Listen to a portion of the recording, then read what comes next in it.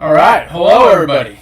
Welcome to the Lyman Boat Podcast, episode number 1. I'm Andy, and I'm sitting here with the legend himself, Mr. Doc Lyman. How are you, Doc? I'm doing good tonight, Andy. How's yourself? Well, a little drier now. Yeah. We had some weather roll through here. I don't know. We dodged a bullet. We dodged a bullet. Tornado. 2 tornadoes. Not too far away from here. There's potentially some golf ball sized hail. So the sunny shores of Lake Erie became sheltered in place in the marina store. But we have sun out now. We are ready. We are ready. You excited? I'm excited. I'm excited. This is it's been some work in the making, and we're finally here. We made it. We did. And speaking of making it, so let's just dig into the content. Let's just get right down and start going. Okay. I'd like to say thank you first for all our viewers, all the fans of Lyman Boats. There's a lot of owners out there who will be on tonight, hopefully, and watching us. And you have any messages for them? Just welcome everyone, Lyman boat owners, Lyman boat lovers, wooden boat owners, wooden boat lovers. You might want to mention about hitting subscribe if you want to get in on the chat and also help out the. That's correct. So we have we'll have a chat going. You got to be subscribed and logged into YouTube, and you can chat away. And I think our plan tonight is to take some questions at the end. I think that'd be good. Yeah, I think that'd be a great idea. Yep. So, what possessed you to write a book? Well, after I bought all the tooling, the jigs and fixtures in the archives, and I had been speaking for years at the Antique Boat Museum in Clayton. I think I started there in 1992 when they featured Lyman boats, and I think I went 10 or 12 years straight.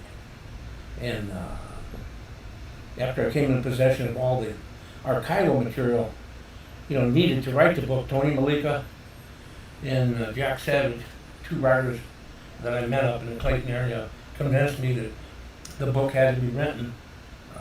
The boat's just too legendary, and there's so many of them, and it's touched so many families that. Now, Tony, he was one of the trustees, right, at the museum? Tony Malika, yes, one of the trustees at the museum, he's a legend at the museum. He's also a garwood expert, Chris Craft expert. So they let you speak 12 years in a row? It was 10 or 12. 10 or 12. On the history of Lyman. On the history of Lyman. And Ryan and I took up the historical display every year. Really? Yeah. Oh, well, we'll have to get into the stories of Clayton, New York at a later time. I'm sure that'll be some good ones. That will be a show unto itself. So then you had Tony Malika was kind of someone who helped encourage you to put all this history into written word. Correct. And then I know you told me, we were talking earlier, you had a gentleman by the name of Jack Savage. Jack Savage, Carriage House Publishing. He writes a lot on Chris Craft, amongst other subjects, and he's a publisher, and he's the one that convinced me that it could be done. And then he hooked me up with Andy Saunders out in California, who did the rough edit and streamlined my words into a format where it was. Now, wasn't Andy a motorcycle guy? Yeah. What was his history? Andy, he's a writer. Hey, I like the guy already because he's another Andy, So. Yeah.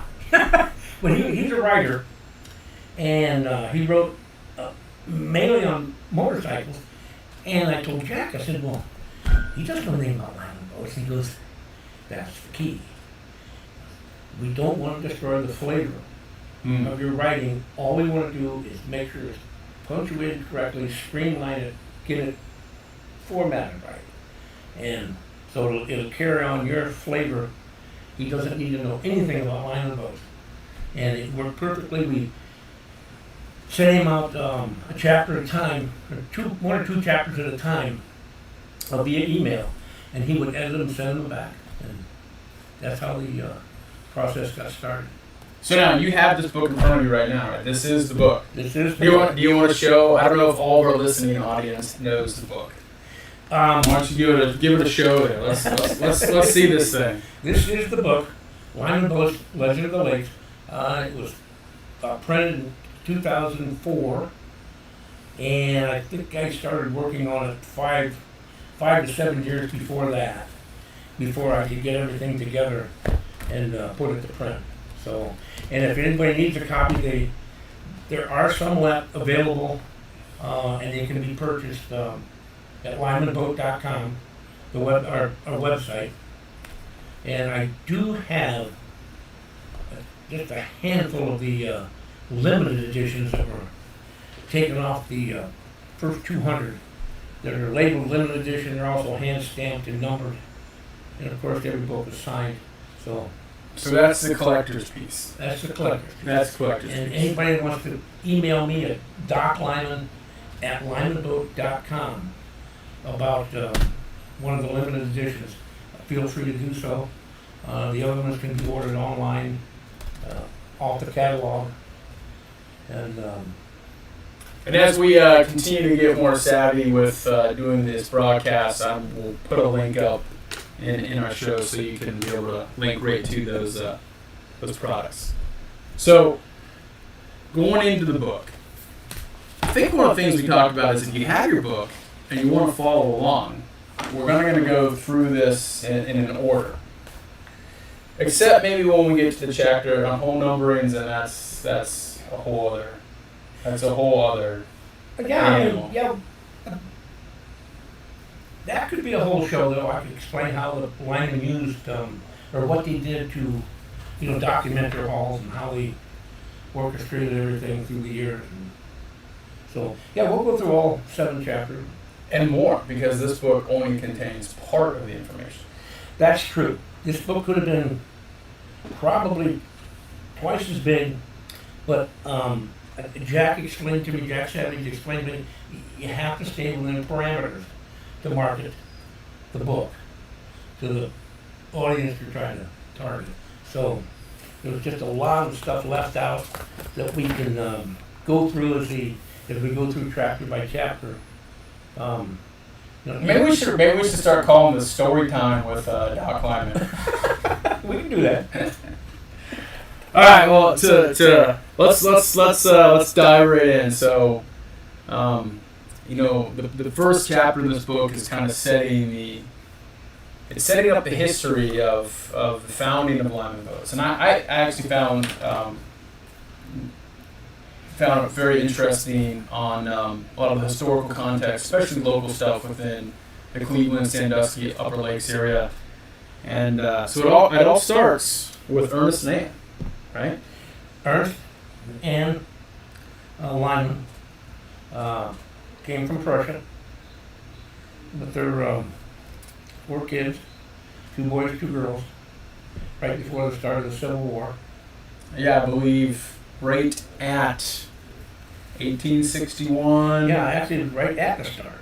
All right, I think Fort Sumter was April of 1861 when I think that was the onslaught. So they must have been early April or February or somewhere very early spring.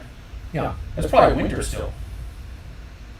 There may have been some ice on the lake. Yeah. Probably some ice on the lake when they came over. Maybe they walked down from Canada. We'll never know. And so we have 4 kids, right? The 2 girls, Elizabeth and Mary. Correct. And then the 2 sons. Bernard was the older one, and Herman was the younger son. And so it kind of starts with somehow Herman and Bernard was potentially a cabinet maker or woodworker. Well, both the boys were proficient in woodworking, cabinet making, as was their father, who was he was a sandcaster, right? Well, sandcaster, mold maker. So that basically the equivalent of a pattern maker in the casting industry. So they probably inherited some of their craftsmanship and woodworking abilities from their father. Oh, for sure. Yeah. So So Bernard gets this idea, 1873, that he's tired from fishing from the bank. He wants to get out on the water and decides to build himself a skiff. Correct. And avid fisherman, so now he's got his little skiff. I think it was, what, a 15-foot skiff? Or it was described as a 15-foot rowing sailing skiff, probably combined. A rolling sailing skiff combined. And interestingly enough, even from this very first vessel he built, he chose a particular type of construction that still lives on today. Correct? Correct. That would be lap straight. Lap straight construction. So that is. Can you explain lap straight construction to? Well, it's some of our audience might not know. The planking overlap, and then they're fastened through, as compared to Carvel, where it's absolute, flush side, and the planking are, butted. And the lap straight construction goes clear back to the Vikings. So it's an age-old, proven boat construction technique. Yeah, I think we were discussing this here. I think Leif Erikson arguably came to the Americas somewhere about 500 years before Columbus. Whatever you say. Well, I wanted you to talk about the Columbus stuff, but you didn't go there. I was trying to bait you into that. But you stayed strong. Okay. Moving on. All right, so he built his first little skiff, 15-foot row sail. Yeah. Most of those little boats back then were rowing and sailing. And in the traditional fashion, lap straight construction, nailed, clinch nail. Well, they'd probably been, back then, that early they would have been galvanized tacks. This is before copper and bronze. Galvanized tack, and he was still using things that he could resource locally. On the continent, correct. So we're talking white oak, longleaf yellow pine, cypress. That would have to be shipped up from down south, but it's still native to the continent. So the first boats were basically white oak and cypress. White oak and cypress. And so he builds his first boat in 1873, and by 1875, they're building boats full time in what we're calling a boat livery. Correct. So, for those of you who don't know what a boat livery is, I didn't know what a boat livery was. It's basically they were renting boats out. So he had the dock house, and his friends were first borrowing his boat, and they were really getting into it, and then he got the bright idea, let's build some more, and then he started renting them, and then I'm assuming he sold them to other places, and they were also renting his boats out. Correct. All up and down the shoreline lake area. All up and down. So that was the start of the business. Correct. Rental business. Rental business. Well, it started boat building business, 1875 is the name. And they were, and that time they moved to the pier on 40th Street in Cleveland. Correct. Based at the foot of 40th. And in 40th Street, back then, in front of it, right now is Burke Lakefront Airport, and that was all filled in after World War I, between World War I and World War II. But back in the day, the lakefront was right there. And they were right on the lakefront, foot of 40th Street. Foot of 40th Street, Reno Lakefront. And Bernard was 25 years old at this time? Somewhere in that neighborhood. But we figure out he was 11 when he came. Yeah, that'd be about right. 25 years old. Yeah. And Herman 3 years younger. So. And then also, I guess, an interesting, kind of history on the location they chose. There was a gentleman right across the street, right, who was being able to supply them with lumber. Well, there was a railroad spur right there. So Krause Lumber was right there on the railroad spur. So they could have logs, lumber, whatever, shipped in by rail. So it was convenient for both parties. Which would probably serve them well in the future here on some of the bigger projects they did. Absolutely. We'll get into that. Yeah. We'll get into that in a bit. So, started out in the shore, Lake Shore, Sawmill Lumber was at Chris Krause's right across the street. They're building boats, everything's going great. And by 1891 is when they kind of get like their first big commission. Well, yes. And Bernard was an avid sailor. And then he was commissioned by a group of city fathers, who commissioned him to build a 65-foot racing sloop.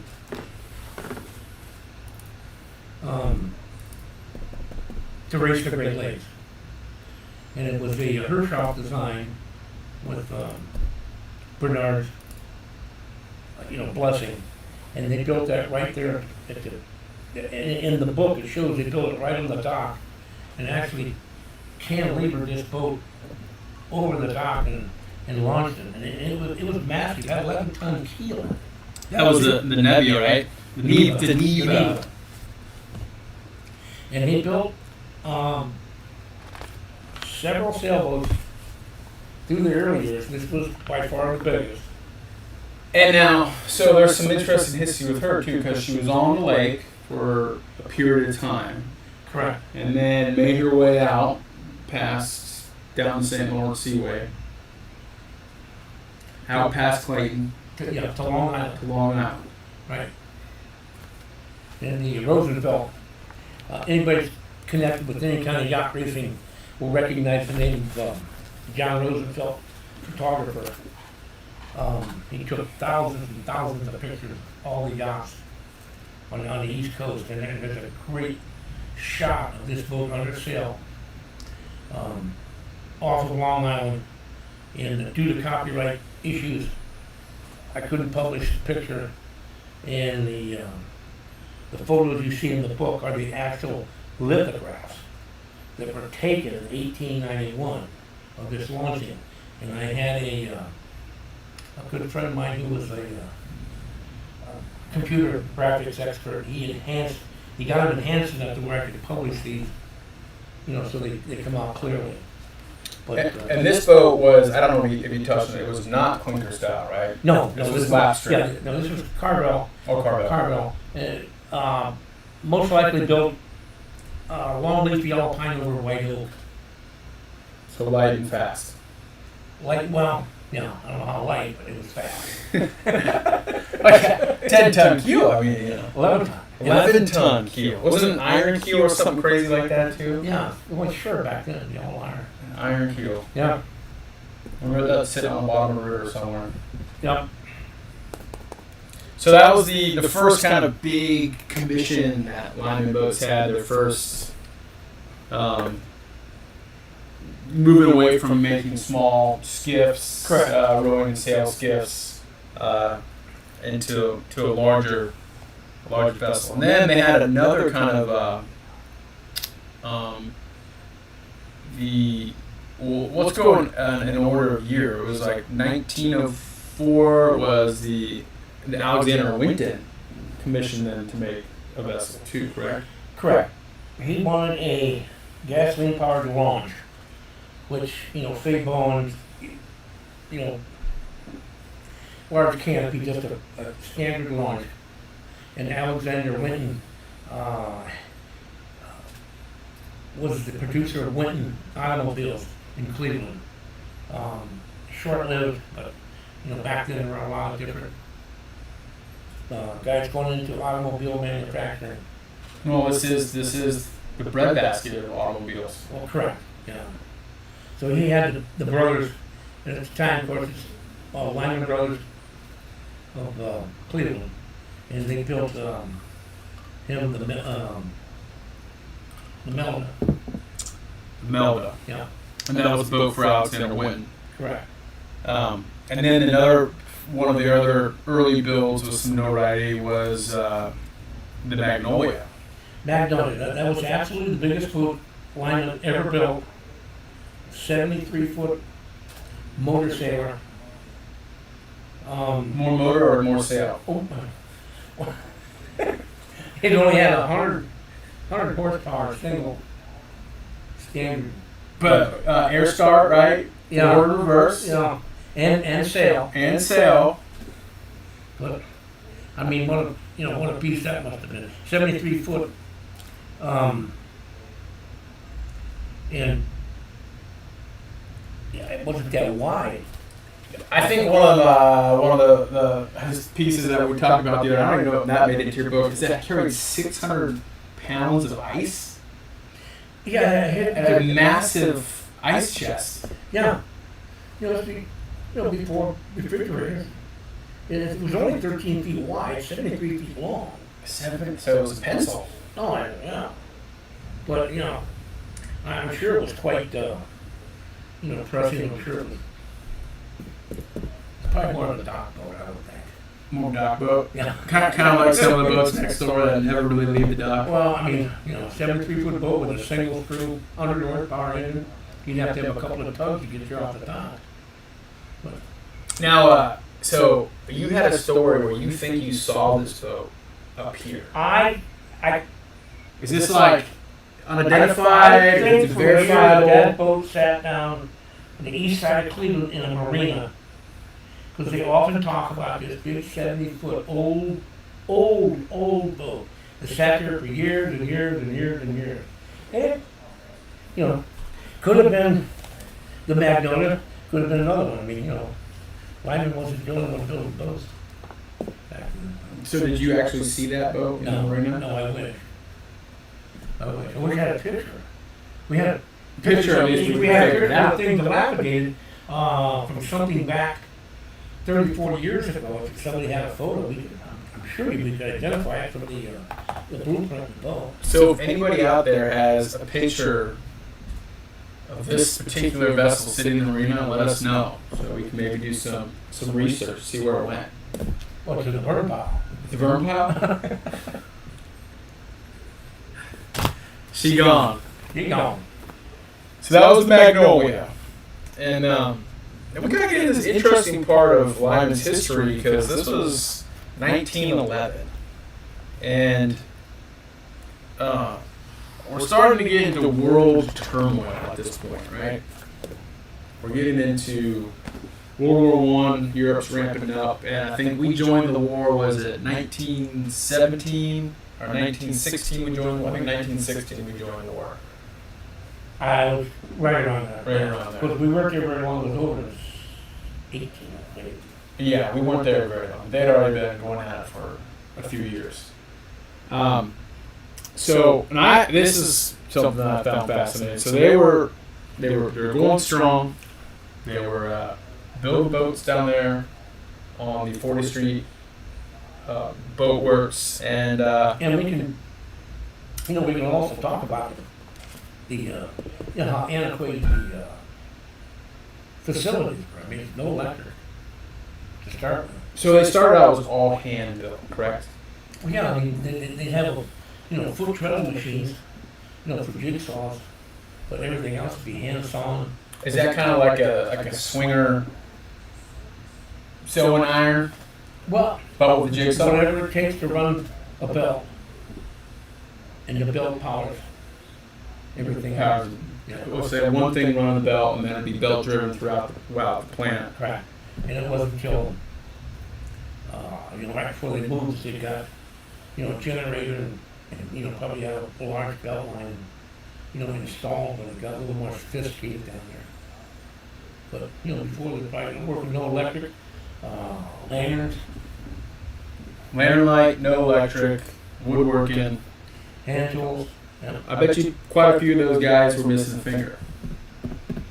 Well, speculate. Maybe. Speculate. Or at least the tip of the finger. Yeah. Probably a lot of black thumbnails and everything else going on. Oh, yeah. For sure. And then so they put this equipment in. Do you remember what time, like historically, they actually got the electric into the boat building place? It might be in my notes. I know that they expanded, from the original, what was it? oh goodness, I forget how big the original building was, but they added on and started to get modernized and added more storage, more building space. Like I said, a generator, so they could start to use electric tools were starting to come in the early 1900s. So Good stuff.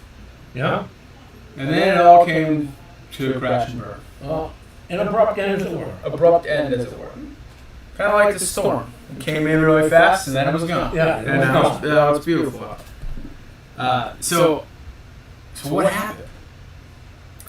Well, they were moved off the lakefront. The Liberty Shipbuilding Company took over that spot, and they were contributing to the war effort for World War I, and they were contracted to build concrete barges and ships.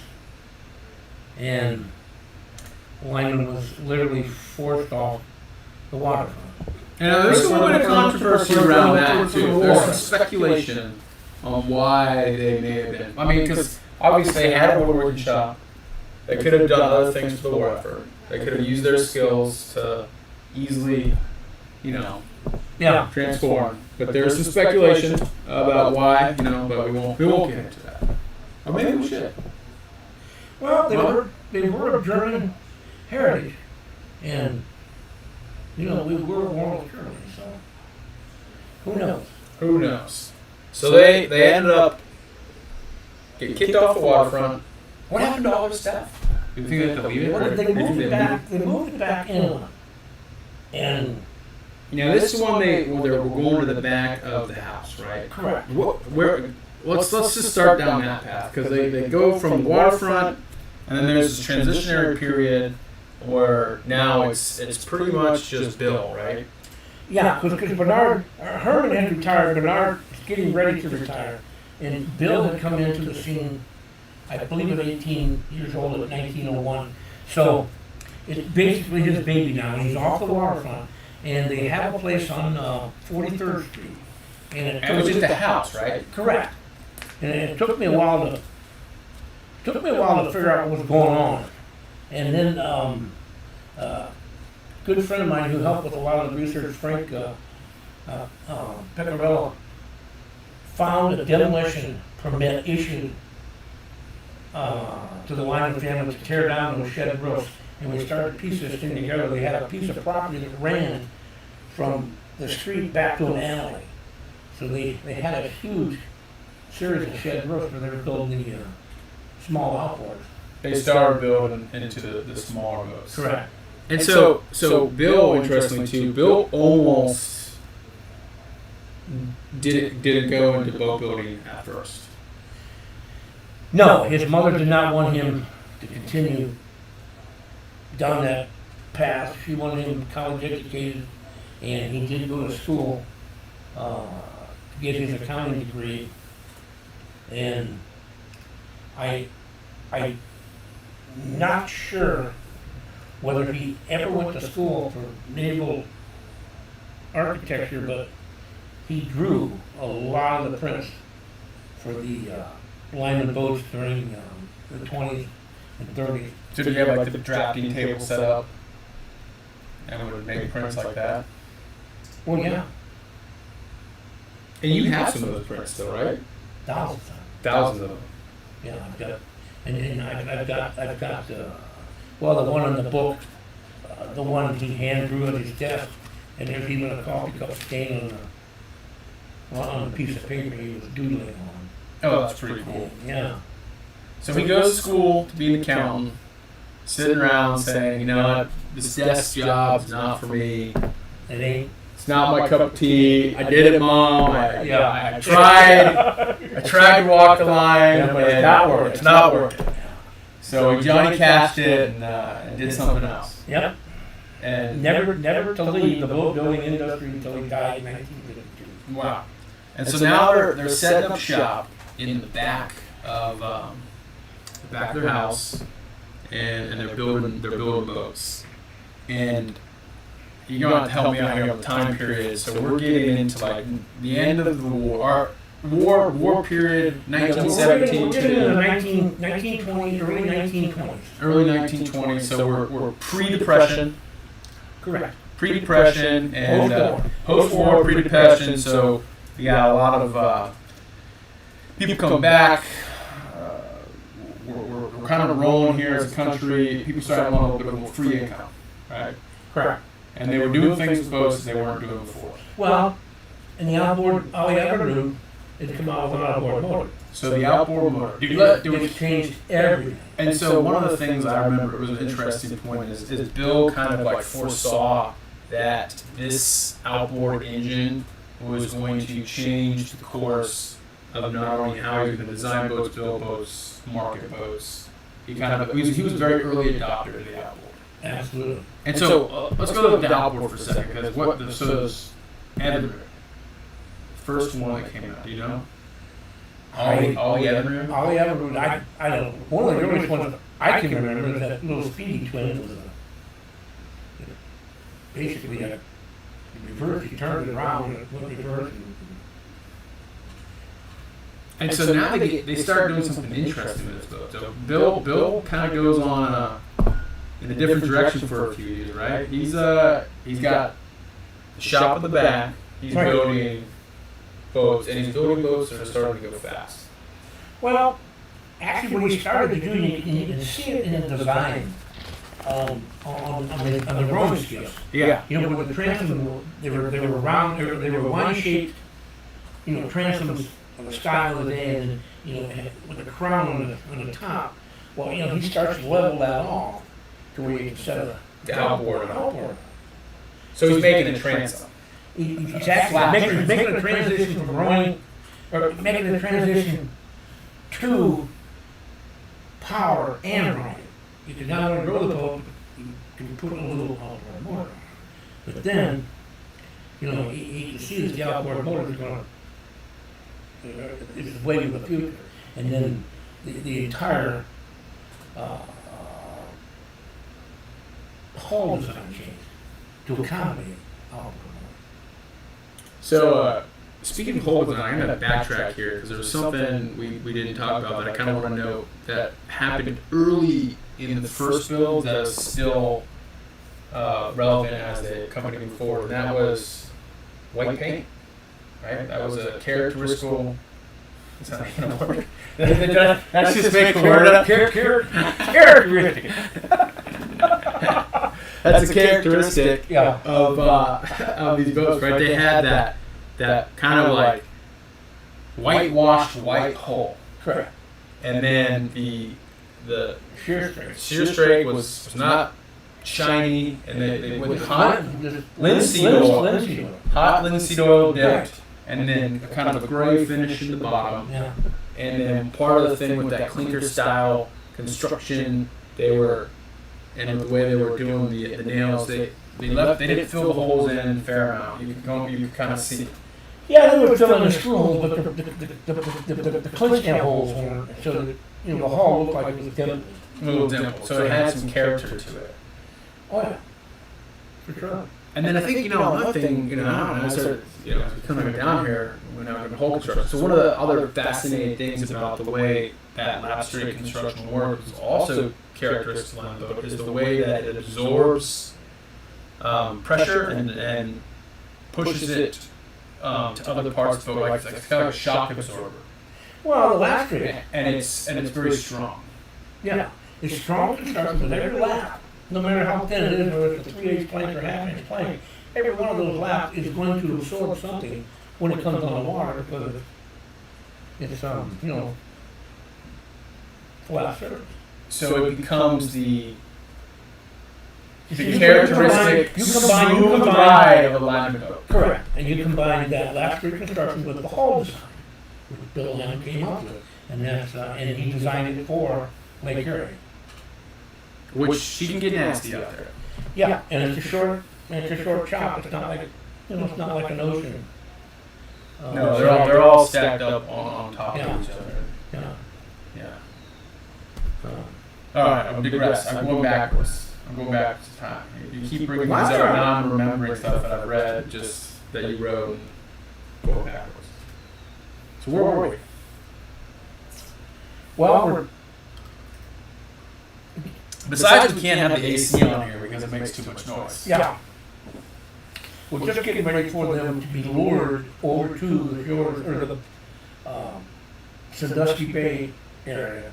Oh, I think there's a little history in here before where Bill was racing boats, wasn't he? Before they went to Sandusky. Well, he was developing. He was dabbling. He had free time. He was down in Florida. He was doing some stuff, having a good time. Yeah, but most of that stuff came when they crossed over and came to Sandusky. Well, they built more boats, but Bill's racing days kind of came to that. No, actually, that's when Sandusky Bay is more conducive to onboard racing out in the middle of the lake. I mean, Oh yeah. So that's where a lot of the racing came And then we get into, man, there's. I feel like I'm jumping around here. Now we're going off track. We're freelancing. Let's talk about how they moved, or how the move came about. Yeah, let's go on that. Wade Dow, paper company in Sandusky. He was one of the city fathers in Sandusky. They came over with, several others, and enticed Bill Lyman to come over to Sandusky, and they would give him, first right to buy property on Sandusky Bay. So he would be back on the water. So, which he did, and they came over in late 1928, and they set up temporary shop behind the Dow tractor plant, which was next door to the 5 acres that he had purchased from Wade Dow to build the new plant. Well, which is next door to Callahan Auto, right? No, it was between Apex and That was a Tommy Boy reference. Callahan Auto. what is it, Tommy Boy you speak of? You've ever seen Tommy Boy? Are you serious? Have you ever seen the movie Tommy Boy? Oh, I got to watch How many down there? Well, because he brought up. So we got to put that on Croc's watch list. He needs to watch Tommy Boy. I'm sorry. Okay, so he goes through in Sandusky, and they start putting out boats, temporary headquarters, into the prejudice. So the new plant never got open until 1937, 8 years later. After the depression. But he was still building boats. Absolutely, and he was in a temporary plant. And struggling, and trying to keep his workers. That's when they started. They would literally build anything on contract for anybody, rich enough or have enough money. He built several boats for, the city fathers brought him over. They still had money. So do you think during that time period where he had to adjust his business model maybe away from recreational vessels that were more for the middle class, that he started to expand his design into larger vessels, Absolutely. and that actually paid dividend, because as technology advanced, people didn't want a 15-foot boat, they wanted a 22-foot boat or a 26-foot boat. 30, 40-foot cruise he would build. So I thought that was kind of interesting. Like he adapted to the financial circumstances at the time, but that also helped drive the company forward. For sure. And then Callahan Auto came in and ruined it all.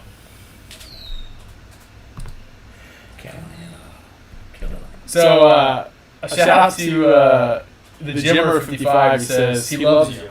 Love that guy. The what? Jimmer 55 says love that guy. There you go. You're getting some shouts out. You're getting some love. Well, obviously you haven't spent enough time with him, because you might feel a little bit different.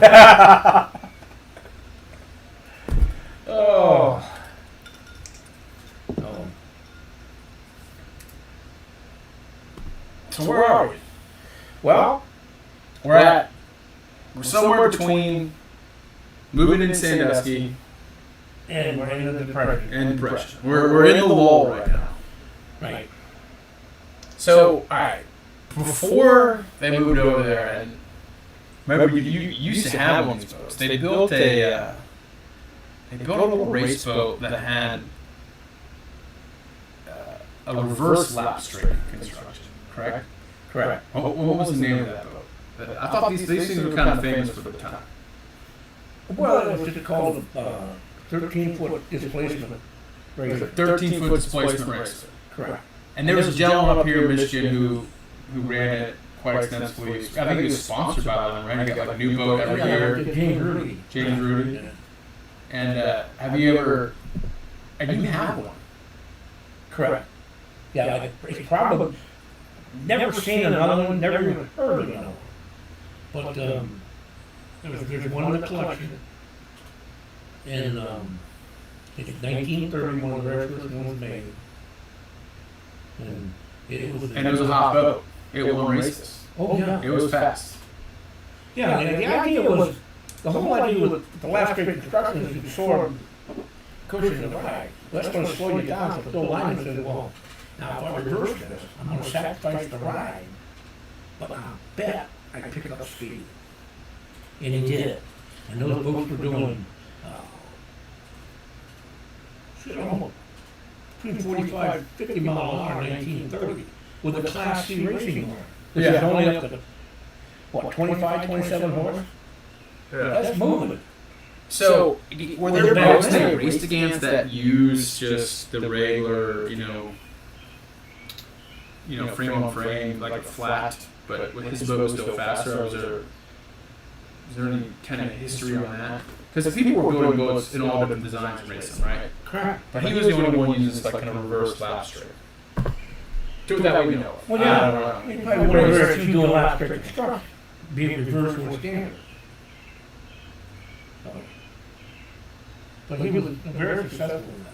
And he would host the races using Dusty Bay. Everybody would show up at the plant and, prep your boat there and they'd launch them. Now that would be a good time. Oh, yeah. For sure. But,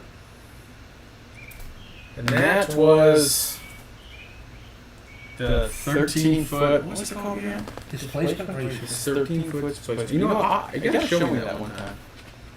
I'd like to see that. What's in the, Is it in the trailer they take around? Yeah, it's in the historical. It's always a clean boat shed. So, we'll get away from the boat for a minute. Talk about your trailer. You want to give some history on how you put this trailer together. What's the trailer? Like, I hear about the trailer. I've never really seen the trailer. You've never been on the Mecca? No. It's Mecca? It's the wood boat Mecca? Yeah. It's actually. Are we going to offend some people out of the Yeah, bottom? it's a 26-foot car hauler that Ryan and I would, when I started speaking year after year at Clayton, we would haul up the race boat and we had a kind of a little enclosed trailer. We would shove it in there and pull it out. And I was up there one year and the guy had an outboard collection that was in a big enclosed trailer. And I walked in there and I said, Ryan, we got to do this.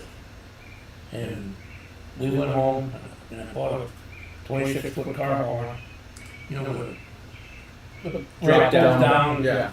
And we put flooring in it, put a Velcro on the walls, and then Is that so you can jump around there and stick it no, we got pictures all over it showing the history of the boat, and there's a display cabin on the front with a lot of history in it, and we put the race boat in it. And it was a huge hit rather than Clayton. So, do you walk in the back and like exit the side door? So then you can You walk in the go side door at the back, walk in the back, exit the side. and then you got Velcro, all the pictures, All the pictures. and then you pull them off when you transit. No, The Velcro holds it down, really? everything in it is made. Right. Yeah. I don't know where you got this Velcro. Every time my Velcro, something falls off. No. This is industrial Velcro. Pretty much. This is Lyman boat Velcro. Yeah. But that was back in, boy, Has to be mid-90s. And we tool that to play every year, first weekend in August. So, is this trailer coming out again this year? It's not every year, it's Cleveland Boat Show every year for the historical Lymon Museum. Cleveland Boat Show. So if you want to see this trailer, you have to wait till next year. Correct. January. Plus, a plethora of other historical artifacts. A lot of the tooling we take up there. A plethora? Or plethora? Plethora, yeah. Plethora? Is that, are you making up words now? Plethora, I call it plethora. Tomato. Yeah, same thing. Pecan. Here we go. Maybe we should just call this Making Up Words podcast. But yeah, it's a Lymon, gives us space every year, and one of the big draws. At the Cleveland Boat Show, I love the historical. And We'll have to make it up this year. Hopefully. We'll have it next year. correct. 2024. And yeah, I missed it this past year.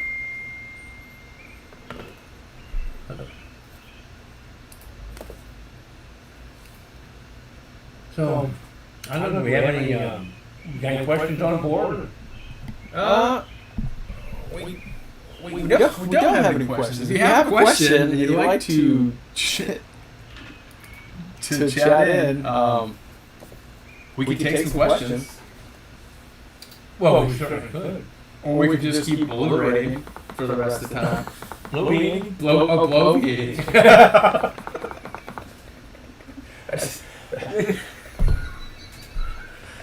I feel like we've gone down this path before.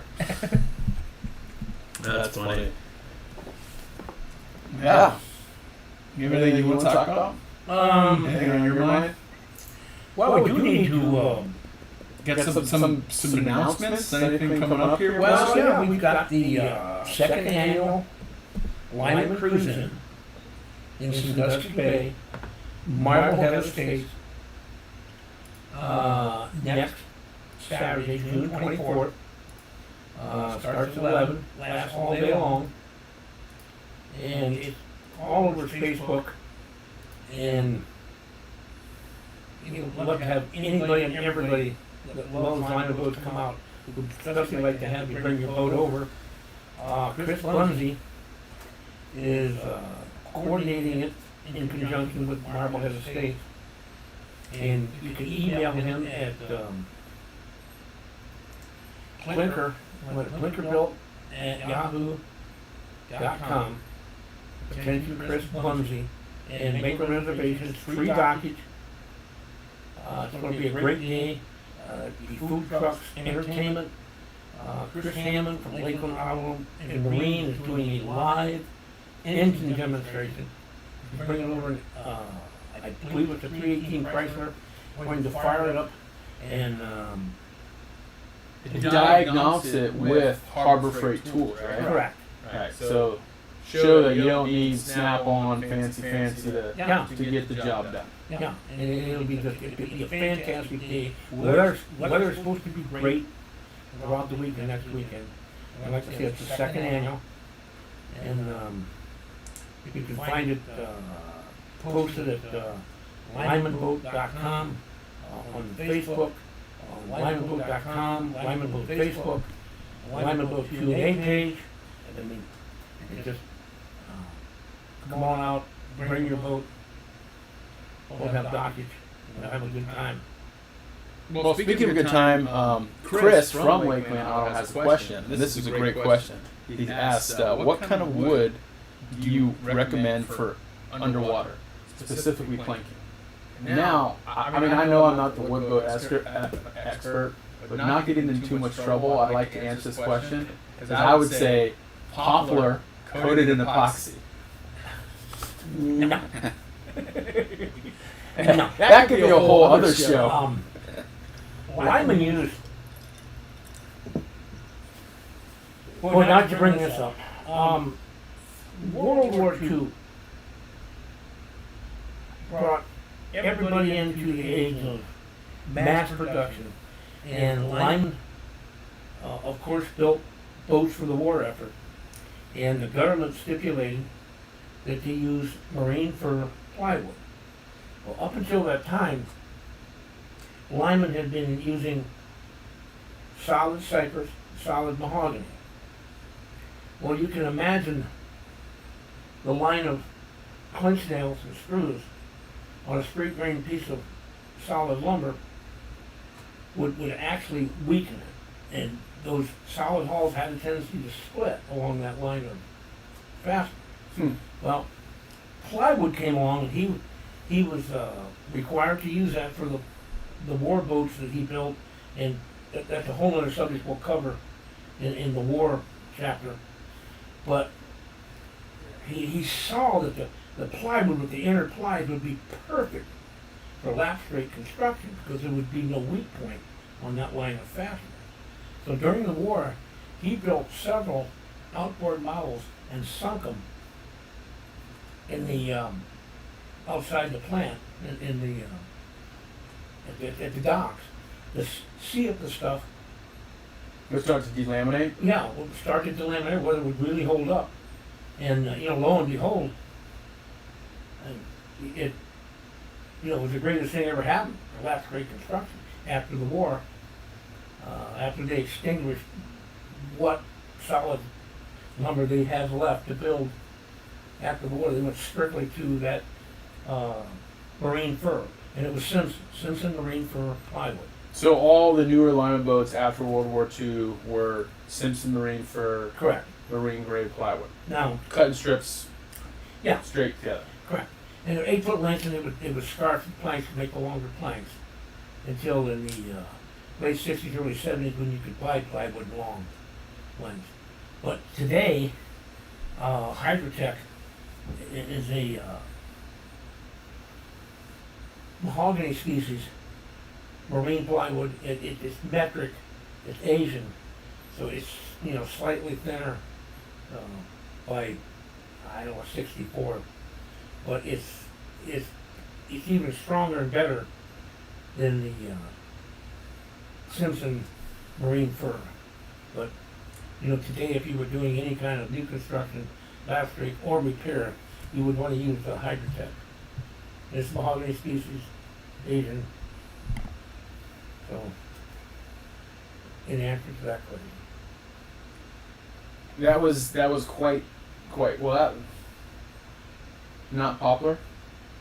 No.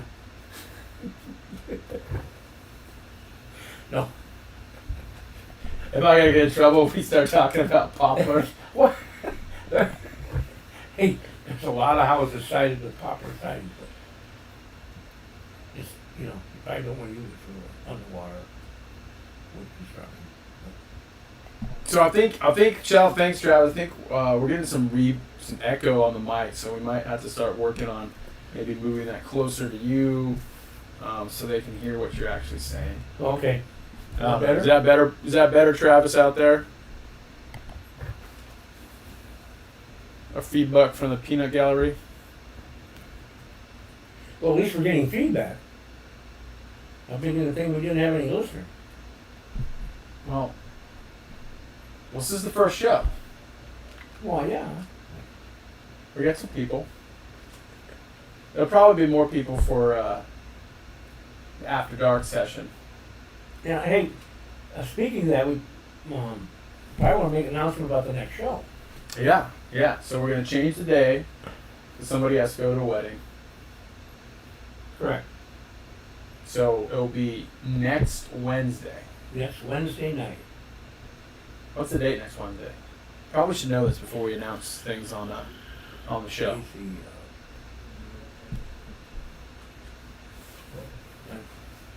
So next Wednesday is 21st. So the 21st we'll do show number 2. Show number 2. Getting more into the book, exploring some other content. Yeah. I think one of the things we talked about is bringing in some people later on. Getting more into how-tos, tips, repair questions, the ability to actually chime in and ask some questions. Answer any restoration, building history, anything related to Lyman boats. Just bring the questions on. Like if you're scarfing in plywood, do you need a 12-to-1? Like what? How long do you? What's 8-to-1? 8-to-1. Is what Lyman uses. What I use for the last 40 years. So. What about a butt with? Can you think you can butt them two together with? No. Glass mat over the top? No. So I can't repair my camper floor like that. I'm gonna have to scarf it in. Well, camper floor fine. Camper floor fine? We don't do butt blocks in Lyman boats. No butt blocks in Lyman boats? No. Okay. No, not unless you're a hack. Not unless you're in a hack. Then you're making stuff out of poplar. Oh, I'm gonna get in trouble. There's use for poplar. Poplar's great for cabinets. Well, yeah. You're styling. I have used some poplar in cases where I can't get Douglas fir. Very similar to Douglas fir, but it's not below the water line. So back to the whole plywood conversation. Is it 5-ply or 7-ply? Depends on the thickness. The metric one is different. Still 5 and 7. Actually, some of the metric stuff even more. I've seen some 3/4 inch metric that's 11-ply. I think the 1/2 inch fir was 7, 3/8 was 5. If I remember correctly. Mm-hmm. Yeah. All right. Well, this was fun.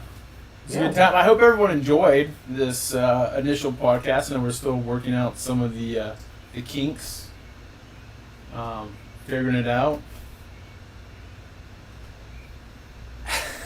Is that a question up there in the corner? No, that's your wife telling us stuff. What? Cut it short? I don't know. I can't read it. She's not chatting it to us, so it doesn't count. All right. So, well, we've gone an hour. We got an hour. Now it's time for the power hour. Definitely. I mean, we got the weather. We got the weather out of the way. We're still all over the lake, though, boy. We got the cruising pimp. The book. So I think it was a successful first podcast. I think it was. I think one of the things maybe we can also do is we might have to bring some more show and tell items in here. I can do that. Like if you want to actually look at plywood and tell us the difference between 5 and 7, or I can bring a piece of the old Douglas fir, bring a piece of the Hydrotech, and I can show you exactly what the difference is between the thicknesses and show you the difference. You can bring all that stuff in. And then we maybe can tour the shop one time. Oh, we're definitely gonna do that. Shop tour. Yeah. Casino cruise. We can do that. And then anybody that wants to email me questions, it's Doc Lyman, DOC Lyman at lymanboat.com. Email me your questions. Email me.